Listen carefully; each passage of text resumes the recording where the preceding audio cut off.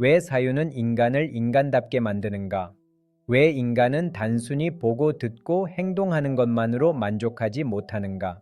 왜 어떤 사람들은 평생 질문을 멈추지 않으며 스스로에게 끝없는 질문을 던지는가? 이 질문은 인간이라는 존재의 본질을 이해하는 가장 중요한 질문 가운데 하나입니다. 오늘 그 답을 찾아봅니다.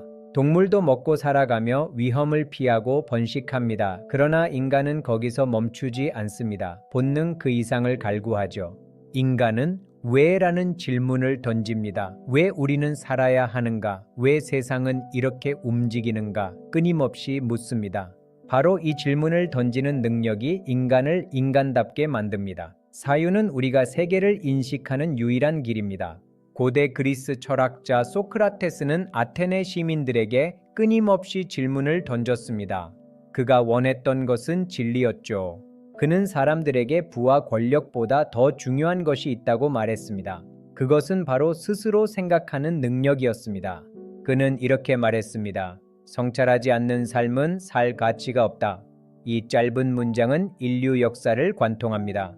이 말은 인간의 삶에서 사유가 얼마나 중요한지를 단순하면서도 강렬하게 보여줍니다. 우리의 삶은 어떤가요? 오늘날 우리는 정보가 넘쳐나는 시대에 살고 있습니다.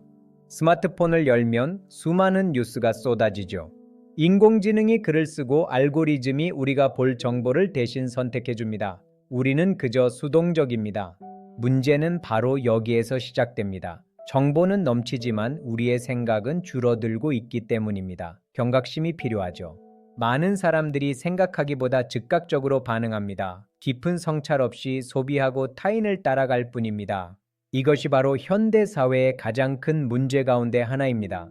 주체적인 사유의 상실은 곧 인간성의 상실입니다. 생각하지 않는 인간은 쉽게 조종될 수 있습니다. 자신의 의지 없이 시스템의 일부로 전락하기 때문입니다. 생각하지 않는 인간은 쉽게 분노합니다. 그리고 주체성을 잃은 채 무분별한 군중 속으로 사라지고 맙니다. 철학자 한나 아렌트는 이런 현상을 생각하지 않는 악이라고 설명했습니다. 평범함 속에 숨은 악의 얼굴이죠. 그녀는 나치 전범 재판을 분석하면서 놀라운 사실을 발견했습니다. 비극의 주인공은 괴물이 아니었습니다. 엄청난 범죄를 저지른 그들은 특별히 잔인한 사람이 아니었습니다. 그들은 단지 생각하지 않았을 뿐이었죠. 그들은 명령을 따랐고 스스로 질문하지 않았습니다. 질문이 사라진 곳에 거대한 악이 자리 잡았습니다. 사유하지 않는 인간은 결국 타인의 생각 속에서 살아가게 됩니다. 자신의 인생을 타인에게 맡기는 셈이죠. 반대로 생각하는 인간은 스스로의 삶을 설계할 수 있습니다. 비로소 운명의 주인이 되는 것입니다. 역사 속에서 세상을 바꾼 인물들은 공통점이 있었습니다. 그들은 모두 누구보다 깊이 생각하는 사람이었죠. 갈릴로는 밤하늘을 바라보며 질문을 던졌습니다. 지구가 정말 우주의 중심일까? 라는 근원적인 질문을요. 이 질문은 당시 교회의 권위를 정면으로 뒤흔드는 위험한 도전이었습니다. 진실을 향한 사투였죠.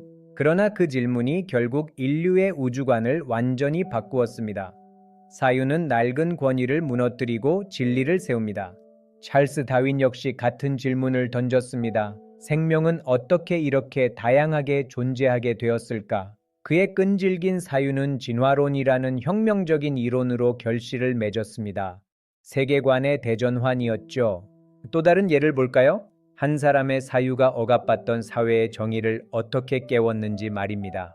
마틴 루터 킹은 질문했습니다. 왜 피부색이 다르다는 이유로 인간의 권리가 달라져야 하는가? 그 질문은 미국 사회를 변화시키는 거대한 시민권 운동의 도화선이 되었습니다. 사유가 일궈낸 평등이죠. 이 모든 거대한 변화의 시작에는 단 하나의 공통점이 있습니다. 그것은 바로 사유였습니다. 생각하는 인간은 세상을 그대로 받아들이지 않습니다. 부조리한 당연함에 질문을 던지는 용기를 냅니다. 생각하는 인간은 질문을 던집니다. 그리고 그 질문이 결국 세상을 근본적으로 바꾸기 시작합니다. 그래서 철학자 파스칼은 이렇게 말했습니다. 인간은 생각하는 갈대다. 너무나 겸허한 고백이죠. 갈대처럼 연약한 존재이지만 생각할 수 있기 때문에 위대한 존재라는 뜻입니다. 사유는 인간의 보석입니다. 인간의 진짜 힘은 육체에서 나오지 않습니다. 인간의 가장 위대한 힘은 바로 사유에서 나옵니다. 그리고 바로 그 사유가 인간을 비로소 인간답게 만듭니다. 생각할 때 비로소 우리는 존재합니다. 사유를 통해 우리는 세 가지 중요한 변화를 얻을 수 있습니다. 삶을 풍요롭게 할 선물입니다. 하나는 스스로 판단하는 능력이 생긴다는 것입니다.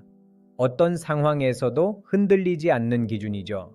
생각하는 사람은 유행이나 군중의 분위기에 쉽게 휩쓸리지 않습니다. 자신의 가치관을 따릅니다. 또 하나는 더 깊은 삶을 살게 된다는 것입니다. 표면적인 현상 너머를 보게 되기 때문입니다.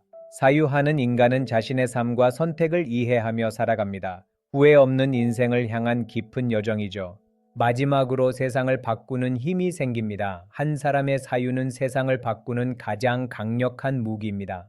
모든 혁신과 변화는 결국 한 사람의 사유에서 시작되기 때문입니다. 당신의 생각이 세상을 바꿉니다.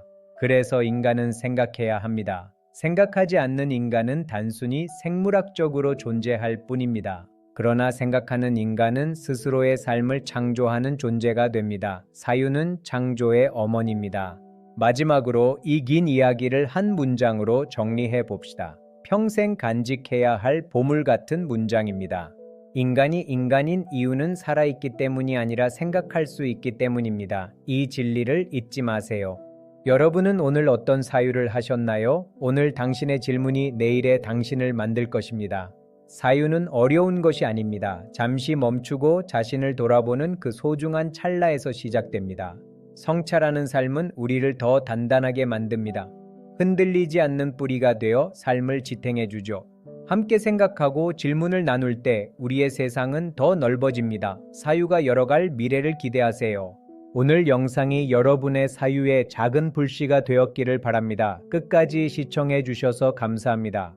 종문 고박사의 인문학을 응원해 주시고 구독과 좋아요로 함께 해주시면 큰 힘이 됩니다. 감사드립니다.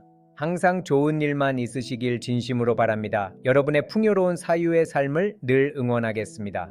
사유의 즐거움, 인문학의 정수를 전하는 종문 고박사의 인문학이었습니다. 감사합니다. 안녕히 계십시오. 사유는 인간의 등불입니다. 지혜의 길을 계속해서 걸어가십시오. 당신의 사유를 응원합니다.